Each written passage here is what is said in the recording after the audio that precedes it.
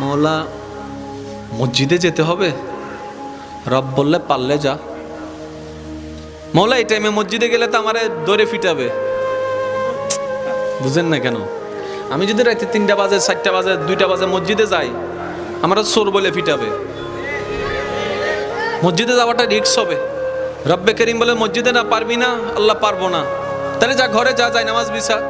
বলে যে যাই নামাজ বিছালে তো বউ বুঝে ফেলবে আমি বাটপারি করছি। কথা বলেন না কেন?